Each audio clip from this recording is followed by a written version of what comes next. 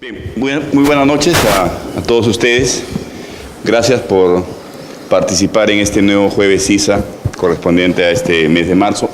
Mes, por cierto, que es de mucho significado para quienes trabajamos en este sector, dado que la próxima semana se celebra el Día Mundial del Agua. Vamos a tener la ocasión de participar en el 8º Foro Mundial del Agua que se va a desarrollar en la ciudad de Brasilia, en representación del Colegio de Ingenieros del Perú, así que tendremos ocasión de representar a la Ingeniería Nacional en ese foro mundial. Ya les traeremos novedades al respecto. En esta ocasión vamos a tener dos conferencias. Desafortunadamente vamos a tener que invertir el orden, puesto que los conferencistas de la primera hora están en un flujo no newtoniano en el que se ha transformado el tráfico de Lima. Así que pido mil disculpas, pero afortunadamente tenemos aquí la presencia de nuestro directivo del capítulo, el ingeniero Alberto Salazar Gavilán, quien fuera comisionado por nuestro Consejo Departamental en la Comisión de Evaluación de los últimos 2 sismos que ocurrieron en América Latina.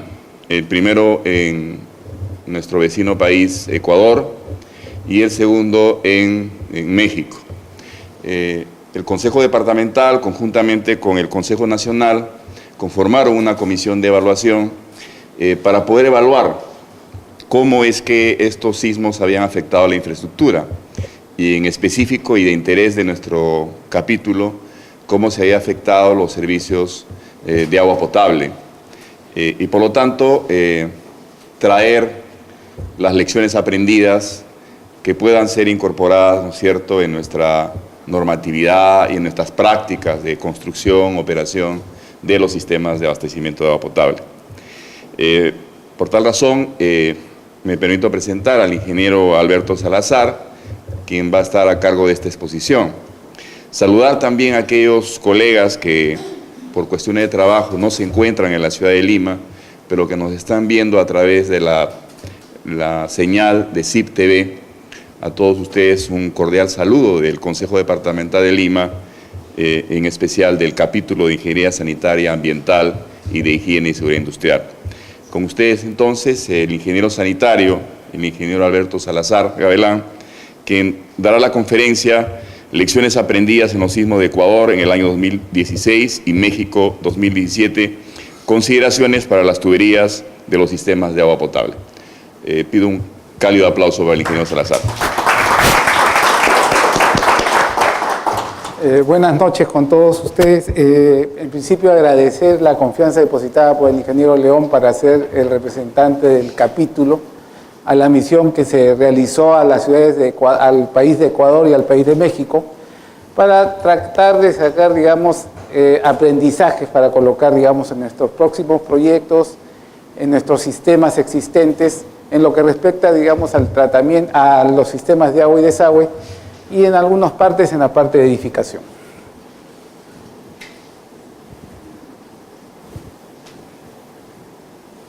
Se realizó una misión del Colegio de Ingenieros del Perú, encabezada por el doctor Alba, el decano nacional,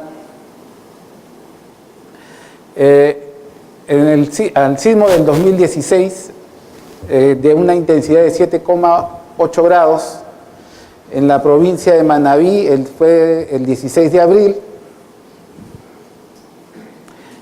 Ahí está el grupo que estaba encabezado por el doctor Alba. Acá ustedes me pueden ver, que está acá sin gorra y sin pelo soy yo. Estuvimos en la provincia de Manabí básicamente viendo todos los daños que ocurrieron a raíz del sismo. Luego fuimos a México al sismo del 2017, a las ciudades de Chiapas. El 7 de septiembre se fue en Chiapas el sismo de una intensidad de 8,2 grados. En México fue de una intensidad el 19 de septiembre con una intensidad de 7,1 grados. ¿Dónde queda Manta? Manta es una ciudad costera, ubicada al norte de Guayaquil, Es una zona plana, es una zona industrial y hotelera. Aquellos que conocen, digamos, la ciudad de Chimbote es muy similar a Chimbote. Ahí es donde se concentra prácticamente toda la producción atunera de Ecuador. En Manta, la destrucción fue muy grande. Se determinó una zona de aproximadamente 50 hectáreas que fue denominada la zona cero. Esta zona nosotros fuimos el 1 de mayo, es decir, aproximadamente 15 días después del sismo, y esa zona estaba totalmente deshabitada. Habían sacado a toda la gente de esa zona porque la zona era un permanente peligro. Y hasta que no determinen si las casas o los edificios en los cuales estaban, digamos, viviendo, era susceptible de ser rehabilitado, era susceptible de poder ser habitado, no podían transitar por la zona. Nosotros tuvimos que recurrir al Colegio de Ingenieros de Guayaquil y al ejército que estaba encargado de la protección de esta zona para poder transitar y poder tomar algunos documentos que se los voy a mostrar en este momento. Como ustedes pueden ver, las calles prácticamente no se ve, no se ve personas. Acá se puede apreciar un edificio que ha colapsado, hay un piso ahí que está comprimido, que ha sido producto del sismo. Este es un hotel de 3 estrellas que pertenece a una cadena hotelera. Como les decía, esta es una zona similar a Chimbote, pero que es a la vez industrial, es turística. Y la cantidad de hoteles que colapsaron fue enorme. Así es como estaban las calles, ¿no? Totalmente deshabitadas, sin personas ahí transitando, solamente nosotros que estábamos con nuestros implementos de seguridad. Una de las cosas que son comunes en estas ciudades que han sido afectadas por el sismo es de que hay mucha autoconstrucción, similares con el Perú, quiero decir. Y hay mucha informalidad en la autoconstrucción. Por ejemplo, esas instalaciones, si bien es cierto, colapsaron a raíz del sismo, estaban hechas así antes del sismo. Ahí se puede ver las instalaciones interiores que están atravesando, digamos, los muros que muchas veces son de características portantes. Acá se ven las instalaciones que están, digamos, en forma expuesta, y que obviamente pues son hechas sin ningún criterio, digamos, técnico. Sin embargo, hay edificios que colapsaron la parte civil, ¿no? La parte de albañilería, pero que no era estructural, pero las tuberías se mantuvieron sin ningún problema, es decir, las instalaciones se mantuvieron, digamos, funcionando. Esta es otra foto de una ciudad cercana a Manta que se llama Portoviejo, en la cual podemos apreciar que hay un edificio que ha colapsado. La magnitud del colapso lo vamos a ver acá. Ven ustedes la línea horizontal que se ve ahí. Vean la inclinación del edificio, que está acá. Ahí también, al igual que en la anterior vista, hay un piso que se ha comprimido.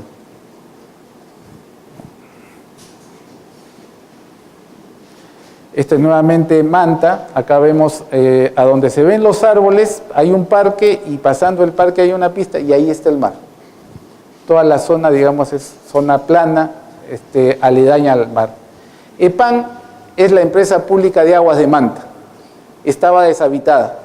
En ese momento habían pedido que no haya gente porque el edificio todavía estaba en inspección y habían recomendado que no haya nadie en las instalaciones. Los funcionarios de la empresa pública de aguas atendían en un hotel en donde estaba todo el centro de operaciones de emergencia de la zona. Acá un poco más de lo que a nosotros nos compete. Los medidores están expuestos. Esto no es a raíz del sismo, es la costumbre como trabajan ellos. Y en algunos casos están adosados a la pared, ¿no? O sea, las condiciones de los medidores son muy diferentes a las de nuestro país. Acá podemos ver una construcción, una edificación que ha colapsado por completo. Y ahí se ve cómo está el agua fluyendo a partir de la conexión domiciliaria. Es decir, esto nos da indicios de que las redes no han sufrido mayor daño. Sin embargo, es en la conexión domiciliaria, en la parte que conecta el medidor, en donde se ha producido la falla y la fuga que estamos apreciando.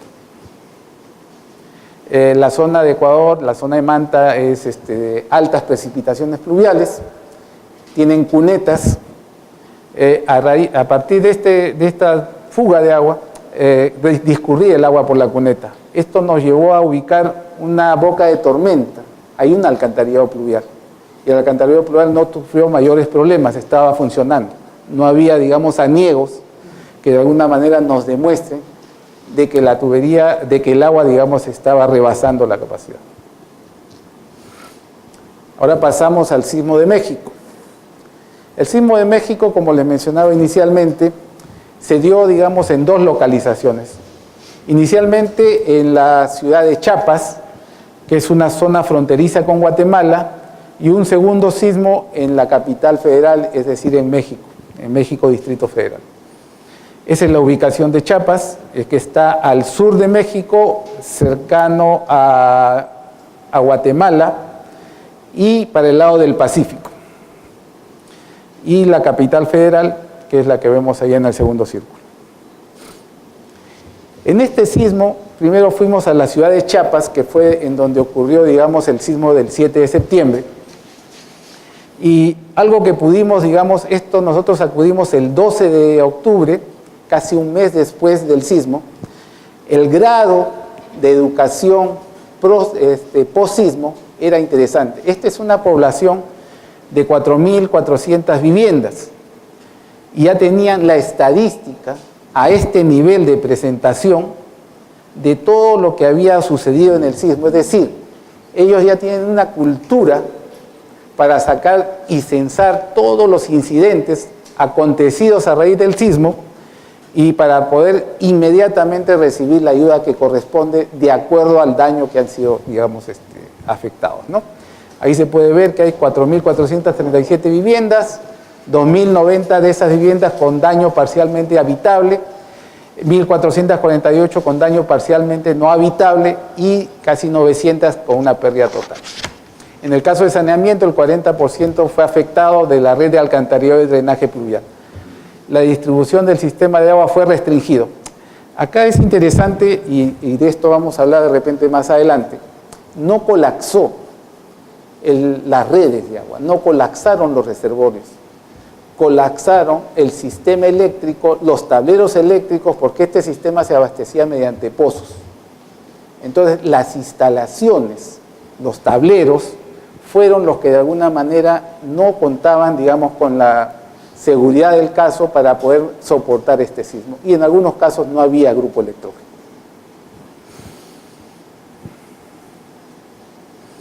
El sistema de recojo de escombros, es decir, hubo muchas edificaciones antiguas, en este caso de adobe, que colapsaron y se mantenía, digamos, un recojo, digamos, en forma masiva y se disponía después a este sitio. Y esto sí quisiera precisarlo. Acá se tomó mucho zonas que no eran apropiadas para, digamos, evacuar los productos de la demolición o los productos de los sismos. Se originaron algunas fisuras producto del sismo y estas fueron rellenadas con el material de desmonte, con el material de demolición. Acá se puede ver un reservorio elevado. Este reservorio no sufrió daños aparentes, siguió funcionando. Y este está ubicado a 25 metros de la orilla del mar, en un malecón similar al que podemos ver, digamos, en el Callao y cosas por el estilo. Está ubicado en zona de repente más inestable, por ser una zona, digamos, con arenas, con napa freática alta. Sin embargo, no tuvo mayores daños. Hubo una alerta de tsunami, pero no hubo tsunami. Sí hubo una alerta de tsunami. Acá en México es interesante, ahora que lo menciona acá la colega, hay un sistema de alerta temprano. Dentro del equipo que viajó a México, viajó un ingeniero de sistemas que fue precisamente a evaluar cómo era la implementación de esa alerta temprana. Esa alerta temprana funcionó sonó 2 minutos antes, 2 minutos y medio aparentemente antes, salvó muchas vidas.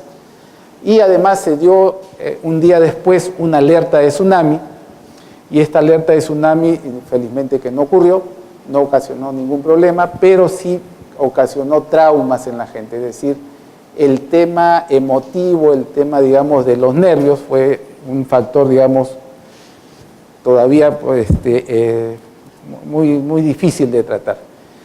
Este es otro pueblito de la zona de Chiapas que se llama Ixtaltepec. Y de algo de esto mencionaba hace unos momentos. Son poblaciones ubicadas en la frontera con Guatemala, al lado del Pacífico. Esta es una tienda de venta de vehículos. Ese carro que se puede ver ahí es nuevo. Es decir, nunca funcionó, estaba en la tienda, colapsó en la tienda. Esta es una zona hotelera, en donde los hoteles han colapsado. Esta es la plaza de armas de Ixtaltepec, ¿no? Este es el municipio, acá hay unas góndolas que implementaron para dar servicio médico. Acá está quien les habla. Esto es cruzando esta pista para este lado, está toda esta zona que estaba, digamos, con construcciones muy antiguas de adobe y que prácticamente muchas habían colapsado. Esto ya es en la misma plaza de armas, al frente de este lado. Esto sí es un poquito alejado. Esta es una casa muy grande, con edificaciones de material noble, pero que también había colapsado. Acá ya saltamos a México, al Distrito Federal, a la capital, en donde el sismo fue el 19 de septiembre, 12 días después del sismo de Chiapas. Este es un barrio que se llama Zapata. Moleros queda muy cercano a DF, en una zona que se llama Cuernavaca. Toda esta manzana, toda esta zona donde se ve carpas, antes estaban las casas de esta gente. Toda la manzana fue prácticamente arrasada por el sismo. Se demolió, se erradicó todo. Cuando hemos llegado ya no encontramos más que las carpas. Y esto que vemos acá es un colegio. La foto la tomé teniendo a la espalda el colegio, ¿no? Estas fotos. Es en la misma zona. Curiosamente, en el sismo de México, muchos de los edificios que colapsaron eran colegios. Entidades públicas construidas ya sea por el gobierno local, por el gobierno federal o el gobierno central. En el caso de Ecuador, en Manta, había una red de comisarías que también colapsaron. Curiosamente, las casas vecinas no sufrieron mayor daño, pero sí las comisarías que tenían edificaciones, en el peor de los casos, con 5 o 10 años de antigüedad, de material noble también. En el barrio de Zapata, acá quise llamar la atención de algo, ¿no? Acá la instalación de los desagües está adosada a la edificación, y esta edificación no ha sufrido ningún daño. Acá la tapa del buzón se ha despegado, prácticamente ha explosionado a raíz del sismo, incluyendo al marco. Se ha salido de la losa de concreto que soporta, digamos, el techo del buzón. En México, ya en la parte urbana, en la capital federal, encontramos edificaciones que algunas no habían sufrido mayor problema por el sismo, pero que sí detallaban parte de la realidad que tiene México. Como muchos de ustedes deben saber, México ha sido construido en la zona de un suelo muy blando, un suelo muy malo, que antes era una laguna, el fondo de una laguna. Entonces, la capacidad portante de ese suelo es muy baja. A raíz de eso, estas edificaciones que tienen, digamos, más de 50 años, tienen mucho peso y a medida que ha ido pasando el tiempo se han ido hundiendo. La altura de este primer piso es similar a la altura del segundo piso, pero ya para ingresar hay que bajar unas gradas, ¿no? Acá podemos ver, yo no tengo los 3 metros que se necesitan para llegar al techo y ya estoy parado en la vereda. A partir de los años 70, 60, las edificaciones o los edificios que tenían más de 10 pisos han sido, digamos, construidas sobre la base de pilotes. Entonces, estos edificios tienen, digamos, una característica: no son susceptibles, digamos, al hundimiento producto de un suelo blando. Sin embargo, han sufrido un proceso que se llama de inmersión ante el hundimiento del suelo. Y acá podemos apreciar en el círculo que esto verde es el tarrajeo de la columna. La parte estructural está en la parte interior y se ha separado ya el tarrajeo de la vereda, una altura aproximadamente de unos 10 a 15 centímetros. Estas gradas que se ven ahí no eran parte del edificio original. El edificio se ha mantenido en su cota y el suelo circundante se ha hundido. Entonces, para poder ingresar al edificio, se han tenido que construir estas gradas. Eso ha sido posterior a esto, ¿no? Como les digo, acá hay un proceso de inmersión. Esta es parte de la zona urbana que también ha sido, digamos, afectada, ¿no? Varias extensiones, varios edificios, ¿no? Como se pueden apreciar en las vistas. Hay edificios que se han inclinado. Este edificio tiene más de 10 pisos. Como ustedes ven, es una construcción relativamente moderna, tiene también el sistema de pilotaje, pero ya ha sufrido un problema de inclinación. Este edificio ya fue declarado, como lo ven ahí, inhabitable. Posiblemente ahora ya esté demolido para evitarse problemas mayores. ¿Qué daños han sido consecuencia del sismo por el efecto de los suelos que han sido, digamos, hay un proceso de licuación de suelos y por los asentamientos que hemos podido ver? Durante la remoción de escombros, hemos podido ver que ha habido roturas de techo y tapa de las cámaras de inspección de buzones por efecto del paso de la maquinaria en el momento de la remoción de los escombros. Ha habido rotura de las tuberías por efecto de carga viva por el paso de maquinaria pesada en zonas en las cuales no estaba previsto esto. Los grifos contra incendio, los postes contra incendio han sido dañados por la maniobra de la maquinaria encargada de la remoción de escombros o por el colapso de las edificaciones. Como vimos en algunas fotos, cuando hay la remoción pasa el cargador frontal y no le importa más que los escombros, y si ahí está el grifo contra incendio se lo lleva de encuentro, ¿no? Y cuando recogen esto, el volquete no mira, no tiene capacidad porque su ángulo de visión no le permite ver un poste de 1 metro de altura. Y también se lo lleva. O las tapas de los buzones que son de concreto también resultan afectadas por el peso, digamos, de esta maquinaria.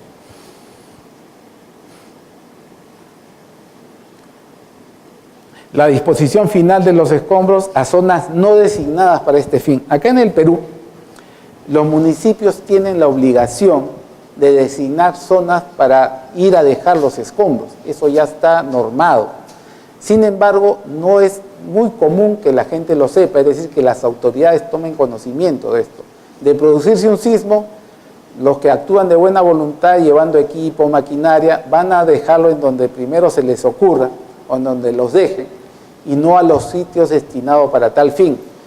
Aquellos que han tenido oportunidad de ir a Pisco, después del sismo del 2007, prácticamente todo el material de desmonte se colocó en la playa que está en la zona entre San Andrés y el puerto en donde se embarcan para ir a Paracas, no me acuerdo el nombre. El hecho es de que ahí está, yo he tenido la oportunidad de ir hace 2 años a Pisco y hasta ahora está el material de desmonte. Esas playas están inutilizadas. No, es lo que les mencionaba. Además, acá, en estas fisuras que se originaron por el sismo, ahí llevaron y rellenaron con el material de demolición, de desmonte, todas las grietas, todas las fisuras. Eso que aparentemente es una solución, hay que observarlo. Cuando nosotros colocamos ese material en una fisura, en una grieta, estamos colocando una fuerza que va a empujar al material que se ha desprendido, que se ha separado. Es decir, es como cuando yo tengo una rajadura y le comienzo a meter una cuña. Ese es el efecto que se produce. Ese no era el sitio asignado. Por lo tanto, habría que revisar esto y qué consecuencias le va a traer después. En las edificaciones se ha podido observar que las instalaciones interiores están empotradas en la tabiquería, en algunos casos atravesando los muros que son de característica portante. lo cual, digamos, los civiles tal vez lo puedan identificar como que es lo que nunca se debe hacer. En las edificaciones que han presentado daños mayores, las instalaciones han colapsado por completo. En las edificaciones que no han sufrido daños considerables, el trazo de las instalaciones van improntadas atravesando las estructuras en forma perpendicular y en forma paralela a las columnas. Y estas instalaciones no presentan daños aparentes, ¿no? Ahí se puede ver cómo están las instalaciones atravesando todo lo que se ponga al frente. Y acá están, digamos, en forma, digamos, sin ningún tipo de sustento, ¿no? Esto no es producto del sismo, esto ya existía, esto ya estaba antes del sismo.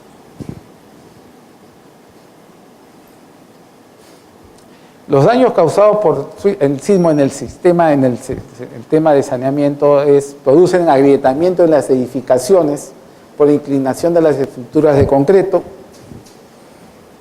grietas en las paredes de las cámaras de inspección de los buzones, rotura de tuberías y desacople de empalmes a estructuras de concreto, falla por corte en tuberías de entrada y salida de estructuras rígidas por asentamiento diferencial del suelo, falla en tuberías por licuación y desplazamiento del suelo, pérdida de verticalidad en las estructuras, volcaduras de equipos y estantes, derrame de productos químicos,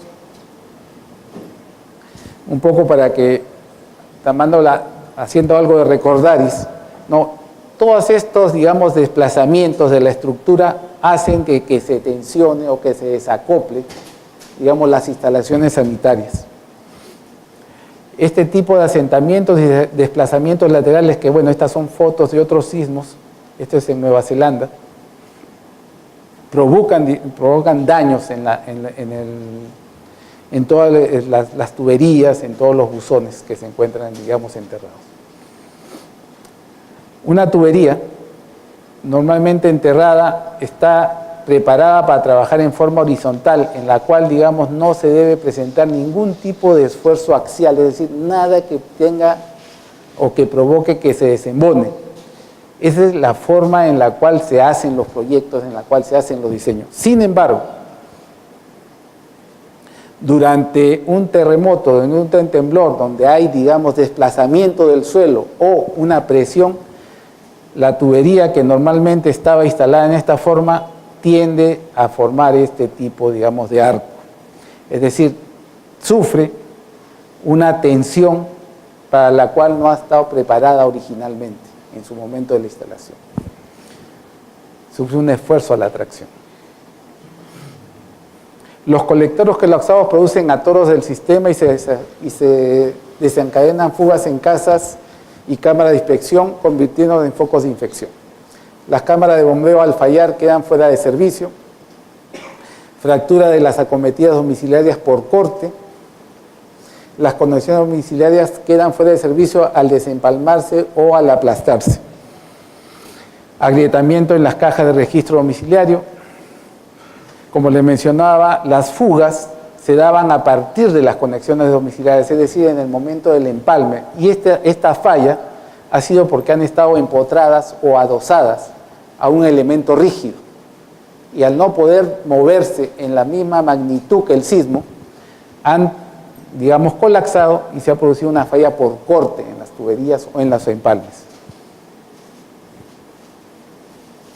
Acá vemos los elementos están a la vista y este es un elemento empotrado y este es un elemento adosado, pero que también ha sufrido, digamos, daños, ¿no? En el terremoto de Kobe, de Japón, más del 50% de los daños en las tuberías se produjeron en las conexiones domiciliarias. De 650.000 servicios existentes se refieren 89.000. Todas de pequeño diámetro, que fallaron principalmente por corte, es decir, cuando la estructura está, digamos, falla el suelo en la zona que está soportada y el elemento al cual están conectados está rígido, se produce la falla por corte y se desembonan o simplemente se rompe, se corta. En el caso de Kobe fue al producirse una extensa licuación de suelos, los edificios construidos sobre pilotes no se asentaron, pero en cambio sí se dieron las tuberías que se asentaron junto con el suelo. Eso lo vimos en las fotos anteriores, en las cuales los edificios se habían mantenido en su cota, pero el suelo sí se había asentado, ¿no? Eso puede pasar con una falla, digamos, cuando se trabaja o se ha instalado en zonas en donde, digamos, hay la posibilidad de que haya, digamos, una licuación de suelos. Esta es una conexión domiciliaria que se sacó de una instalación en Chile. Como ustedes pueden ver, la imagen muestra un ejemplo de abrazadera y acometida de cobre. Es un sistema muy rígido. No es un problema de la red secundaria, pero sí del sistema de servicio, es decir, la acometida. La conexión es metálica y el tubo de servicio está en cobre y es una instalación rígida. Y en Chile también hubo muchas fallas en el abastecimiento de agua debido principalmente a este tipo, digamos, de transiciones que hay de la red de servicio público hacia la conexión domiciliaria, hacia el servicio, digamos, domiciliario. Pérdida de alineamiento vertical y horizontal alterando la pendiente del drenaje.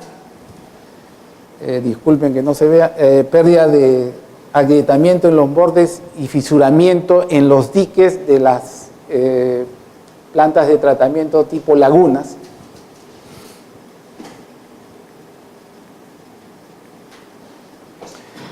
Entre el sismo del 2016 de Ecuador y el sismo de México del 2017, se publicó acá en el Perú una guía práctica para la reducción de desastres en sistemas de agua y alcantarillado causados por terremotos, tsunamis, inundaciones y deslizamientos. Esta fue elaborada por el doctor Julio Kuroiwa, fue editada por Capeco, su primera edición fue en mayo del 2017. Hago mención a esta guía porque muchos de sus comentarios, muchas de las conclusiones de ellos son las que yo voy a, en este caso, digamos, hacer las mías también. No, pero hay que tomar en cuenta que hay que respetar los derechos de autor porque si no te pueden meter en problemas acá en el Perú últimamente. La guía, como les digo, fue editada por Capeco. El autor fue el ingeniero Julio Kuroiwa. Colaboraron con esta guía el doctor Alberto Delgado, el ingeniero Franz Alferín de Holanda, el ingeniero Héctor Villagarcía, el ingeniero Julio Guerra Tomasevich, que es un ingeniero civil, pero que radica en Estados Unidos y se ha especializado también en el tema de sismos. El contenido de esta guía es importancia del agua para la vida humana, el capítulo daños causados en sistema de agua y alcantarillado por terremotos, enseñanzas, daños causados en sistema de agua y alcantarillado por licuación de suelos y tsunamis, efectos de inundaciones y deslizamientos sobre sistemas de agua y alcantarillado, sus enseñanzas. El capítulo 5 es consideración de los materiales de tubería de agua bajo efectos sísmicos y el capítulo 6 son las conclusiones y recomendaciones generales, ¿no? Es una guía que yo les recomiendo, yo no gano por hablar de esta guía, pero me parece que es muy útil, tomando en cuenta que en el sector saneamiento las publicaciones de este tipo son muy pocas. Y esta es una publicación muy seria y que de alguna manera pues, nos puede dar, digamos, muchas luces para nuestros futuros diseños. Acá, en el anexo A de esta guía, el ingeniero Guerra hace comentarios para reducir daños sísmicos mejorando la calidad de tuberías en Estados Unidos. Como les mencionaba, el ingeniero Guerra radica en Estados Unidos, ¿no? Él indica, como un comentario, que el diseño sísmico, para que sea efectivo, debe tener en cuenta 3 consideraciones principales. Establecimiento de los objetivos deseados en cuanto al comportamiento de los componentes del sistema de agua y su duración determinada, es decir, el tiempo de vida útil. Evaluaciones de la carga sísmica sobre la estructura de acuerdo con la característica física de la zona, como el cruce con fallas activas y en especial las características del suelo. La determinación de otras manifestaciones naturales que puedan afectar el sistema de tuberías enterradas, tales como licuación de suelos, flotación, altas intensidades sísmicas, tsunamis, inundaciones, socavaciones, deslizamientos y erupciones volcánicas, si es que es el caso. Acá en el Perú creo que tenemos todos los casos. El capítulo 5 de esta guía menciona que sobre sistemas de tuberías de agua termoplásticas usadas en regiones sísmicas, la deformación permanente del suelo, las intensas vibraciones transitorias del suelo causadas por sismos, son, digamos, los 2 elementos que de alguna manera determinan cuál es el riesgo sísmico para una instalación. Son los 2 principales problemas que hay que tomar en cuenta.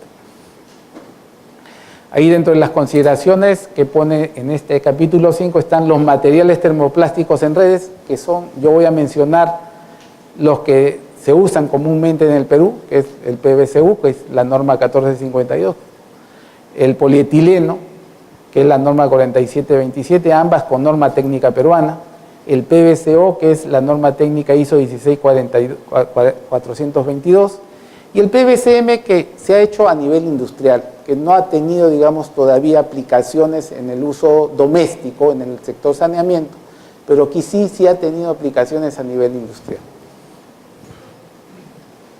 Criterios para la selección de materiales, menciona que hay que tener en cuenta la continuidad del suministro, es decir, que la fuente siempre esté disponible. En algunos casos recomienda incluso que se tenga tuberías en paralelo para el suministro desde la fuente, ¿no? Para que no se pierda, se puede decir, el ligazón con el cordón umbilical de donde extraemos el agua cruda para tomar. Recomienda también que se usen válvulas en los sistemas que tienen alta presión. ¿Por qué válvulas? No tanto por un sistema de restricción, sino por un sistema para disminuir la presión, agregar pérdida de carga y que con esto, digamos, el sistema en algún momento que produzca algún tipo de fisuramiento, algún tipo de rajadura, producto de un sismo, esta puede ser controlada, es decir, no dejar de abastecer, pero sí minimizar la presión de tal manera que la fuga no sea grande, no sea perjudicial y a la vez, digamos, minimice los efectos sobre el sistema existente. Que el sistema sea fácil y rápido, es decir, que todas estas consideraciones de la tubería están en que el sistema pueda instalarse fácilmente y rápidamente en el caso de que haya colapso o la necesidad de cambiarlo. Ya no van a ver el cuarto punto, que es el que sea disponible, es decir, que exista en el mercado nacional o en la zona en donde se puede provocar el siniestro.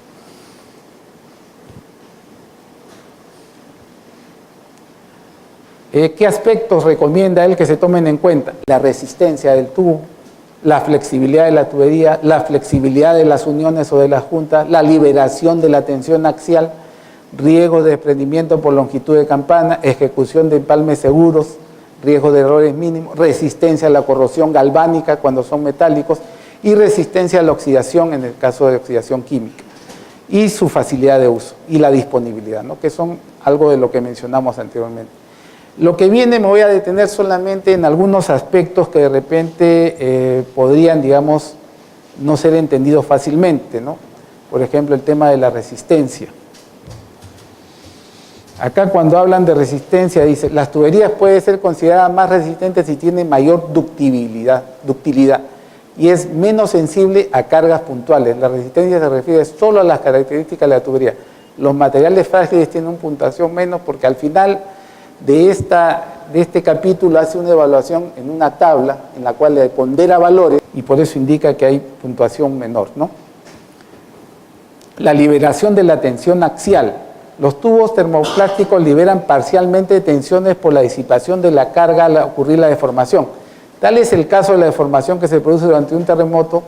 Para la presión interna y condición de carga es la carga de fluencia y en este caso la disipación no se aplica. Sin embargo, los esfuerzos no desaparecen y los tubos permanecen con esfuerzo axial en ellos.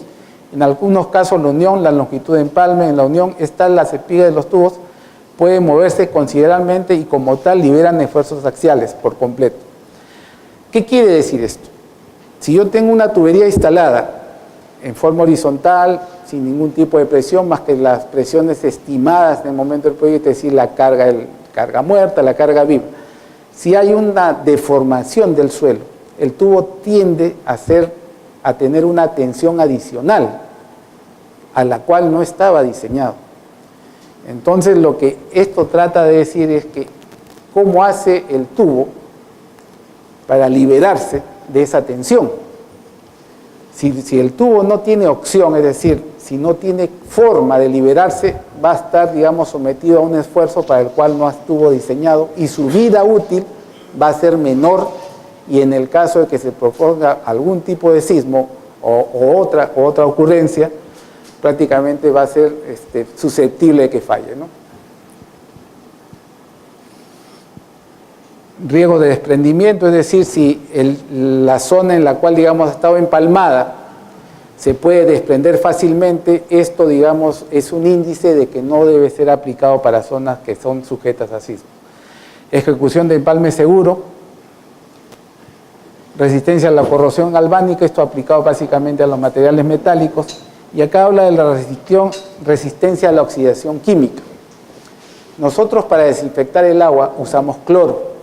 Dentro del proceso agregamos más cloro una vez que sale de la planta de tratamiento para un efecto de cloro residual. Ese exceso de cloro, ese cloro residual, produce una oxidación química y algunos materiales termoplásticos son susceptibles de ser corroídos por esto, ¿no? Disminuyendo en algunos casos su vida útil. Facilidad de uso, disponibilidad, y el coeficiente de diseño es el coeficiente de seguridad con el cual se fabrican las tuberías, ¿no?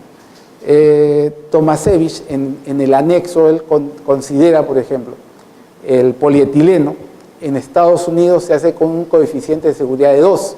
Acá en el Perú, la norma ISO solamente pide un coeficiente de 1.25. Y él hace esa comparación, indica que deberíamos trabajar con un coeficiente similar al de Estados Unidos, por un tema de coeficiente de diseño.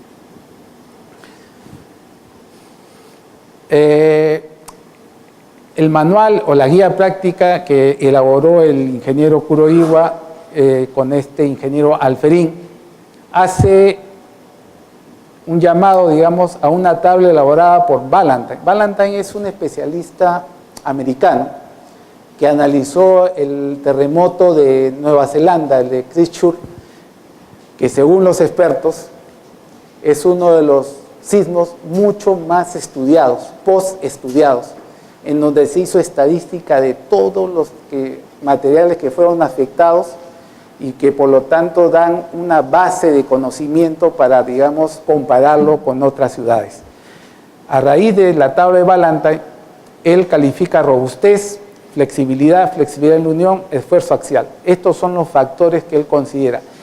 Este documento él lo hizo en el año 2011, una cosa así. Kuroiwa, en esta guía con Alferín, además de lo considerado por Alferín, ponen minimizar la carga axial, riesgo de errores en la ejecución de la unión, resistencia a la corrosión galvánica, resistencia a la corrosión química, acá lo dice, cloro en el agua, facilidad en uso, es decir, verificar que la instalación esté correcta, y disponibilidad. Ellos aumentaron más factores a considerar porque de alguna manera esto va avanzando y ellos siempre, digamos, como investigadores que son, encuentran, digamos, detalles que debemos tomar en cuenta en el futuro. ¿Cómo se fatigan los tubos durante un terremoto? La carga es hundimientos relativos, provocan deflexiones como una viga, o sea, prácticamente se hace la simulación como si fuese una viga. Y en algunos casos producen un esfuerzo de corte, ¿no? Este es el tubo originalmente, una vez que el suelo ha cedido o que se presentan cargas, se deforma de esta manera, obviamente en el sentido contrario cuando están enterrados. ¿Cómo se fatigan? Tanto por ductibilidad y flexibilidad, y se minimizan los esfuerzos por deflexiones. La facilidad en obra para verificar la correcta instalación, muchos de ustedes ya la conocen. Este es para los tubos con unión flexible y esto es para los tubos con termofusión. En sistemas con función no es sencillo verificar la calidad de la unión, se necesitan aparatos, registros que van a veces implementados en las máquinas. Por eso ellos lo califican como a veces como un factor a tomar en cuenta, ¿no? Cuando se produce un sismo hay que hacer las cosas rápidas y muchas veces los equipos no están a la mano.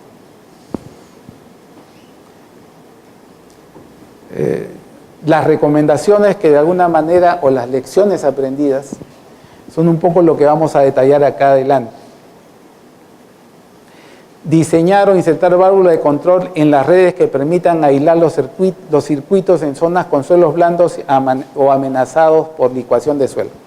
Todos sabemos, y esto pasa en México, pasa en Ecuador, la expansión urbana está totalmente incontrolada. Es decir, el factor de informalidad en los asentamientos humanos periféricos a las grandes ciudades es permanente. Todos los días vemos invasiones por televisión, no solamente de zonas que se pueden habitar, sino zonas que son declaradas como inhabitables. Ustedes van a Chosica, van acá a la zona de Ventanilla, van a la zona de Chorrillo. Hay zonas que tienen estos problemas de licuación de suelos y que de alguna manera ya están estudiados. Y sin embargo ahí le tenemos que dar agua, ahí le tenemos que poner redes de desagüe. Entonces, ¿qué recomienda acá? ¿Qué se recomienda? Aislar esas zonas, poner válvulas de control. Felizmente que casi todos los proyectos hacen estudios de suelos y se puede determinar cuáles son susceptibles de suelos muy blandos o suelos propensos a licuarse en el momento que se produzca un sismo.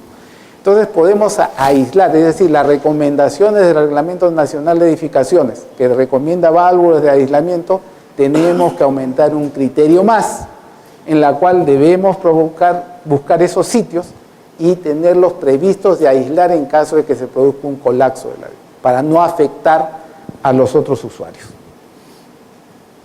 Emplear empalmes flexibles para absorber vibraciones y deformaciones permanentes del suelo.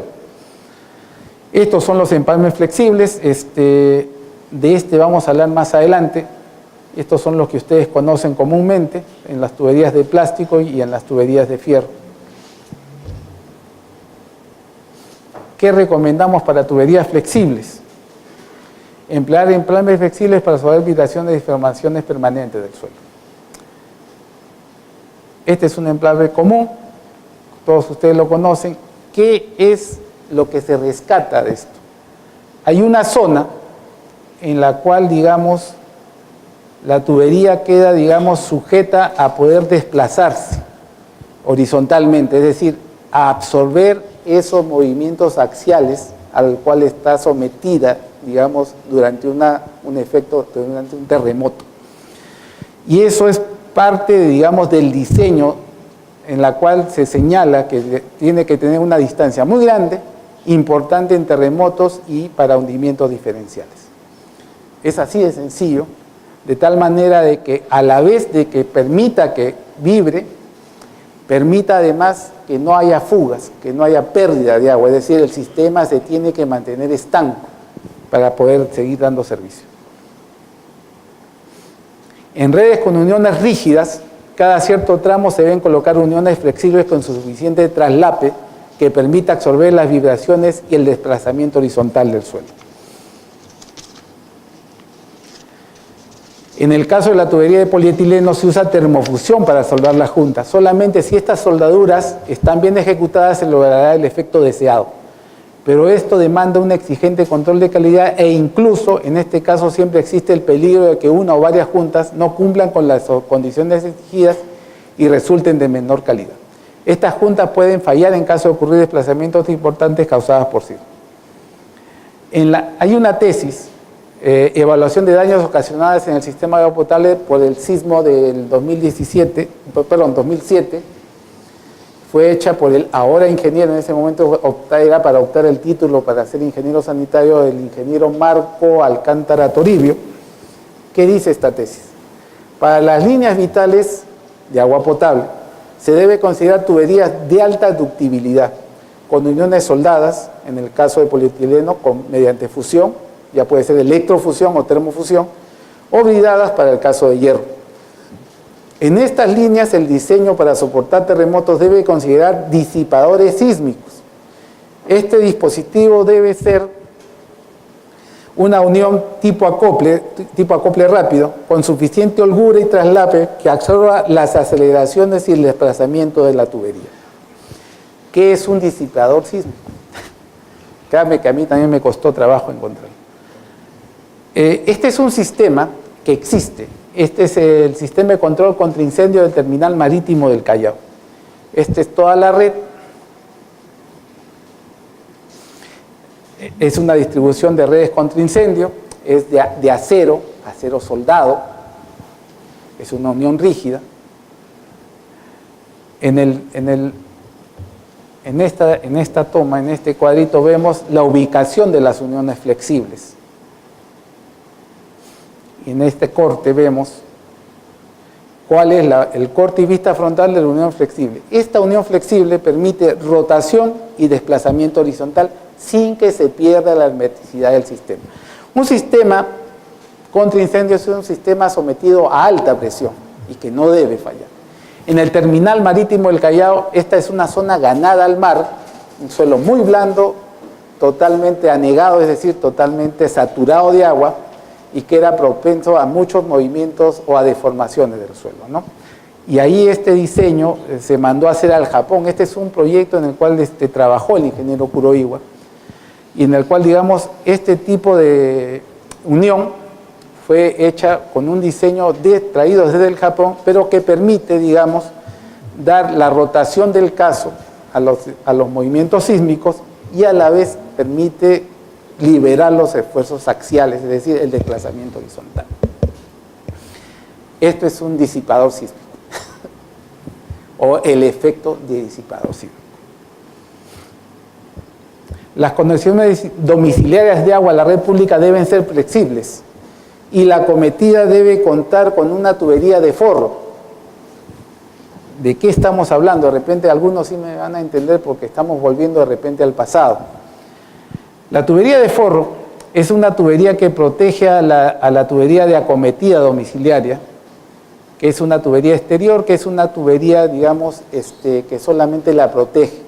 Originalmente se usaban tubos de concreto de 1 metro hace 30, 20 años atrás, que ya esos tubos ya no existen inclusive.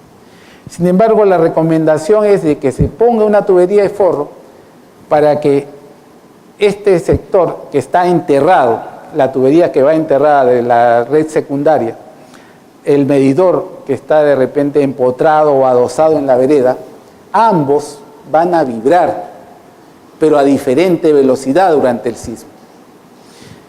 ¿Y qué hace que, digamos, o qué sucede con la conexión domiciliaria, con la línea de acometida? Se rompe, falla por corte, porque no puede soportar los esfuerzos de diferentes velocidades de vibración. Acá la tubería de forro se colocaba para, digamos, mitigar el esfuerzo de la presión del terreno, de la carga viva, y que no se aplaste la tubería. En este caso, la recomendación que estoy dando no es para eso, no es solamente para eso, es para evitar o para darle el espacio para que pueda jugar la tubería, la conexión, la acometida domiciliaria, es decir, en el espacio, en el espacio que va a quedar libre va a permitir que juegue, es decir, a las diferentes velocidades que se va a someter la tubería existente o la tubería de la red secundaria, el medidor que necesariamente va a estar empotrado, va a permitir que ésta juegue y no se rompa y no falle para que no se produzcan los problemas que vimos, digamos, en el sismo de Ecuador, en donde la conexión, todo el sistema de alguna manera soportó el sismo, menos la tubería de acometida domiciliaria, o lo que pasó en el sismo de Kobe.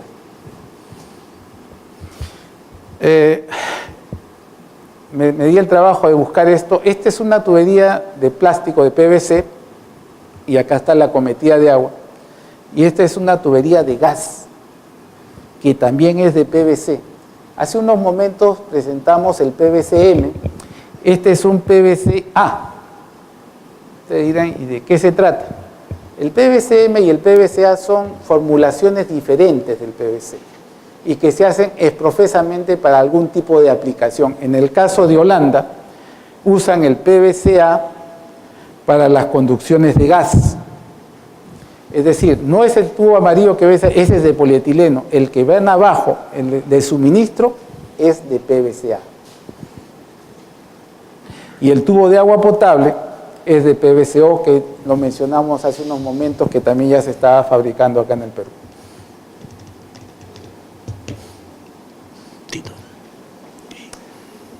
Acá no se puede ver una imagen, cuando presentamos el tema de la remoción de escombros, vimos que los cargadores frontales pasaban y barrían con todo lo que había al costado. Aquí la recomendación que se está dando es de que se coloquen sistemas o grifos contra incendio, ya no del tipo poste, sino del tipo enterrado, como vemos acá. Esos sistemas se utilizan mucho en países nórdicos, en países donde la temperatura es muy baja, porque el grifo tipo poste se congela el agua. Entonces, en el momento que van a hacer el uso de este sistema, encuentran hielo en esa, digamos, en ese grifo, en ese hidrante, y no lo pueden usar. Entonces ellos variaron a usar enterrados, sistema enterrado, en la cual, digamos, el tema de congelamiento era mucho menor. Acá lo estamos recomendando para evitar que en el caso de que haya un sismo, el edificio que está que se pueda caer lo dañe, o en el momento que la maquinaria comience a trasladarse por esa zona, lo saque del terreno. Conversé este tema con gente de SEDAPAL y me decían que ellos también estaban evaluando hacer un sistema de grifos contra incendio enterrados, no por sismos, sino porque acá eventualmente había choque de combis contra los hidrantes y los tenían que cambiar de alguna manera en forma cotidiana. Es decir, no necesitamos sismos, basta con las combis para poder, digamos, adecuarnos a estos sistemas. Quito. Ya, acá termino con las conclusiones. La tapa de los reservorios deben ser unidos firmemente a esta estructura para evitar daños por el movimiento dentro del agua. Los reservorios elevados deben construirse sobre apoyos cilíndricos. La red de colectores puede considerar tuberías de ductilidad media que sean susceptibles de daños por efectos sísmicos. Asimismo, debe considerarse que su empalme a los buzones debe permitir deformaciones del suelo al paso de las ondas sísmicas.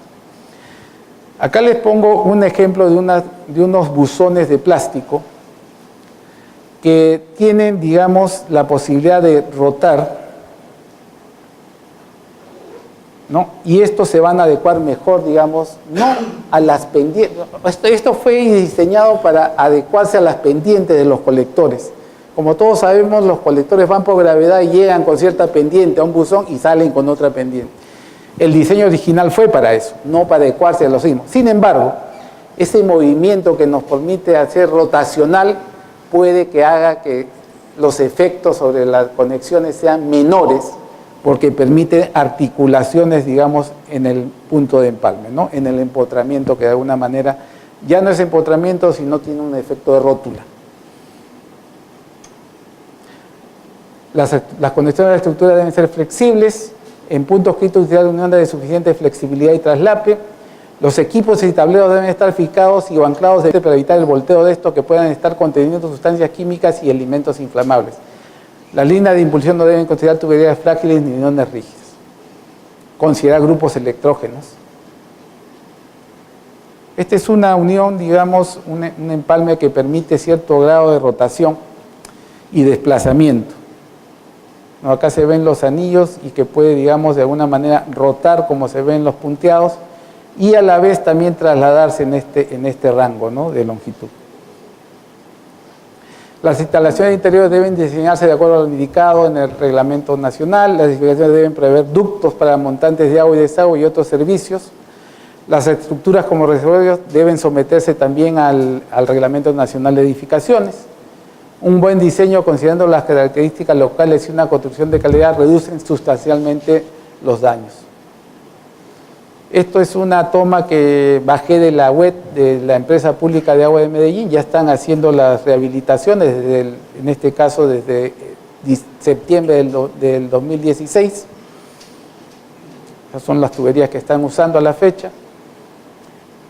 Y ya con esta par de vistas termino. Es evidente por todo lo anteriormente puesto que los lugares con alta probabilidad de sismo de considerable intensidad es necesario utilizar un sistema de tuberías que proporcione un mínimo de fallas, pero que en un gran número tenga 0 fallas. Hay que pensar en el caos que significa para una comunidad pasar varios días o semanas sin agua. Las deformaciones permanentes del suelo son una de las causas que provocan daños en los sistemas. La segunda causa es la que provoca mayor daño, son las altas intensidades sísmicas, es decir, las aceleraciones del terremoto. En el terremoto y tsunami de Tohoku en Japón, ya estaba implementado a raíz o como enseñanza del terremoto de Kobe, que fue 5 años antes, sistemas, digamos, que eran antisísmicos en los sistemas de agua y desagüe. Acá mencionaban, por ejemplo, las tuberías de hierro dúctil de Sendai con uniones sismorresistentes no sufrieron daños por la mejora efectuada en la calidad de los materiales. Por otra parte, las nuevas tuberías de PVCU con doble expansión radial y longitudinal que lo hacen más robustas, con conexiones más largas, con topes y sísmicamente fáciles de instalar, permiten afirmar que los daños a los sistemas de conducción y distribución de agua pueden reducir sustancialmente en futuros terremotos. Un estudio sistemático de la Universidad de Utah ha demostrado que las tuberías de PVC son las que menores roturas han presentado en los Estados Unidos. Se han analizado diversas características de las tuberías que hacen que estas sean resistentes a los sismos, ductilidad de material, flexibilidad, libertad rotacional en las juntas, habilidad de liberar esfuerzos axiales y riesgo de desaparición, entre otras propiedades. Estas son las conclusiones del capítulo 6 de la guía que elaboró el ingeniero Cuyas, son sus conclusiones. De la experiencia del sismo de Christchurch del 2011 se observa que cuanto más dúctil es la tubería, menores son las fallas registradas. Asimismo, las uniones más largas en los sockets, en las campanas, tienen menos problemas que las uniones más cortas. Acá recomienda las tuberías de PVCO y de polietilenos como que son las más dúctiles. Por lo tanto, tendrán un buen comportamiento en zonas sísmicas. La tubería de PVCO, al tener paredes más delgadas, son más dúctiles y flexibles que los otros tipos y al ser expandidas radial y longitudinalmente se incrementa su robustez, por lo que en caso de sismo pueden resistir valores importantes de desplazamientos permanentes. Muchas gracias. Bueno, gracias al ingeniero Alberto Salazar. Quisiera simplemente referirme a que el Colegio de Ingenieros del Perú forma parte de la Federación Mundial de Organizaciones de Ingenieros, la WFEO por las siglas en inglés, y el Colegio de Ingenieros del Perú es quien dirige el Comité de Gestión de Riesgo de Desastres de la UFEO en el periodo 2018 y 2021. Como parte de sus actividades, se está organizando el 12º Simposio de Gestión de Riesgos ante Desastres, los cuales quisiera aprovechar para invitarlos cordialmente. Este simposio se va a realizar en la ciudad de Lima del 5 al 8 de septiembre, en donde tendremos exposiciones magistrales y mesas temáticas relacionadas a desastres. ¿Qué hacer luego que ocurrió el desastre, se hizo la atención rápida? ¿Qué hacemos ya en el momento de la reconstrucción? Eso es el tema del 12º Simposio de la UFEO, que está siendo organizado por nuestro Colegio de Ingenieros del Perú.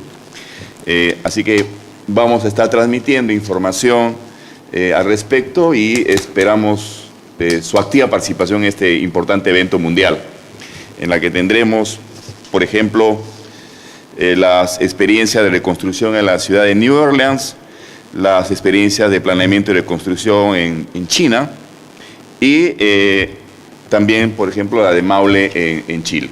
Así que están cordialmente invitados.